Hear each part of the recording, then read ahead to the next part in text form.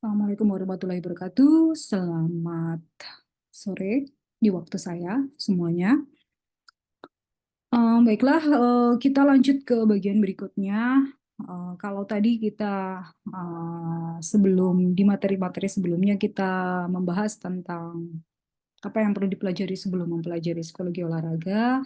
Nah, sekarang kita masuk ke satu bagian besar yang penting dalam psikologi olahraga, yaitu memahami sport participants atau memahami manusia yang berolahraga. Nah, memahami manusia yang berolahraga ini nanti akan dibagi menjadi beberapa bagian besar, ya. Pertama-tama saya akan membahas mengenai kepribadian atau personality.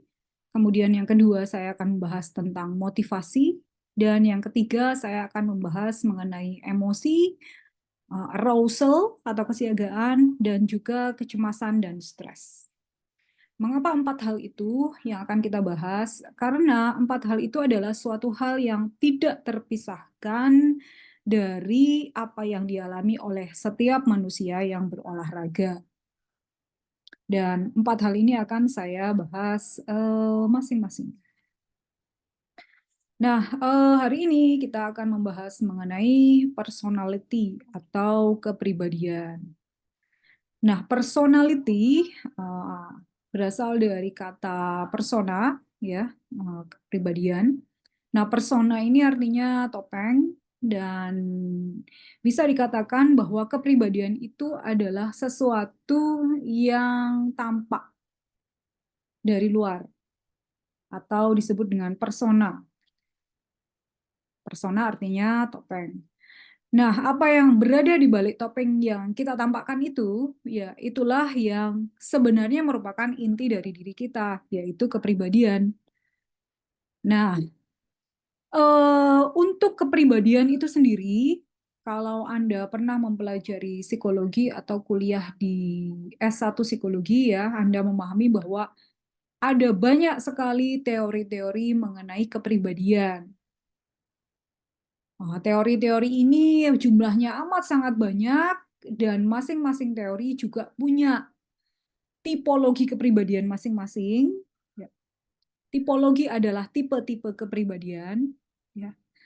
Namun, semua teori kepribadian ini tidak kita pelajari, tidak kita bahas di sini. Ya, kita hanya akan membahas sedikit saja yang kira-kira penting untuk kita pahami sebagai pelatih dalam memahami psikologi olahraga, khususnya dalam bekerja dengan atlet. Oke, kita akan mulai dari definisi terlebih dahulu. Oke, definisi kepribadian. Dan kemudian bagaimana sih cara melihat kepribadian itu? Ya. Oke, definisi kepribadian. Kepribadian adalah psychological core atau inti dari kejiwaan manusia, ya, kejiwaan kita. Jadi bisa dikatakan ini adalah sebuah seperangkat sifat atau karakter yang membentuk diri kita. Perlu digarisbawahi bahwa kepribadian adalah klaster atau seperangkat atau satu set, ya. Satu set sifat-sifat, satu set karakter-karakter atau kumpulan-kumpulan karakter, kumpulan-kumpulan sifat yang membuat orang itu unik. Nah, selain unik, mereka juga membedakan antara satu orang dengan orang yang lain.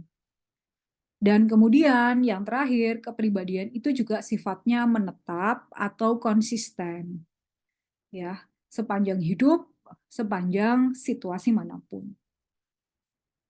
Yang perlu digarisbawahi adalah kepribadian ini tidak boleh dilihat sebagai hanya satu kata yang mempresentasikan kepribadian orang itu. Misalnya, oh, orang itu kepribadiannya agresif. Tidak, itu tidak tepat. Kenapa? Karena kepribadian itu adalah seperangkat, ya. Jadi seperangkat sifat, suatu series atau set sifat yang itu saling berhubungan satu dengan yang lain, ya. Jadi kita tidak bisa melihatnya sebagai satu sifat ini melambangkan kepribadian orang itu, tidak, ya. karena kita juga harus melihat sifat-sifat yang lainnya. Oke, nah bagaimana sekarang melihat kepribadian? Kepribadian bisa dilihat dari cara manusia atau cara kita merespon sesuatu. Bagaimana perilaku kita ketika menghadapi berbagai situasi. Itu yang pertama. Yang kedua, juga bisa dilihat dari hasil tes kepribadian. Ya. Dan yang keempat, kita bisa memahami kepribadian lebih dalam melalui personal reflection atau perenungan. Ya. Dan yang terakhir juga bisa melalui konseling atau terapi. Nah, yang paling gampang kalau di dalam psikologi olahraga adalah bagaimana melihat kepribadian itu bisa dilihat dari bagaimana seseorang menyesuaikan diri terhadap apa yang dia temui di lingkungannya. Bisa itu tantangan, bisa itu situasi yang sulit, bisa itu suatu tugas, suatu tanggung jawab, suatu peran, ya. Bagaimana kita menghadapi hal itu juga menunjukkan ya sedikit banyak bagaimana kepribadian kita. Dan tentu saja juga berhubungan dengan bagaimana kita berperilaku. Masalahnya ya bukan masalah sih ini sebenarnya untuk perilaku ini kan adalah sesuatu yang terlihat, behavior itu sesuatu yang terlihat. Nah, apa yang terlihat ini bisa berubah dan bisa dilatih. Ya, contohnya misalnya, ketika saya sebenarnya memiliki semacam kepribadian yang takut dengan orang asing. Jadi saya di dalam diri saya sebenarnya orangnya pemalu, takut dengan situasi yang asing.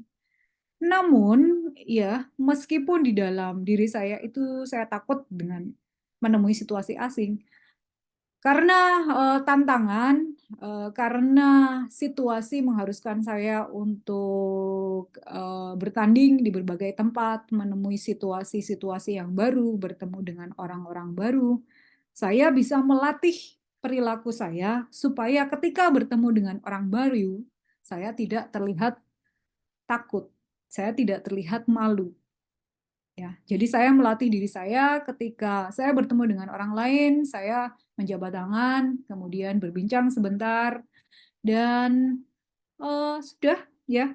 Dan artinya ya behavior ini sesuatu yang bisa dilatih regardless tidak peduli bagaimana sebenarnya kepribadian Anda. Nah, artinya untuk kepribadian ini entah seperti apa kepribadian Anda sebenarnya masih bisa untuk melatih perilaku Anda untuk menunjukkan hal-hal ya kepribadian yang lebih positif.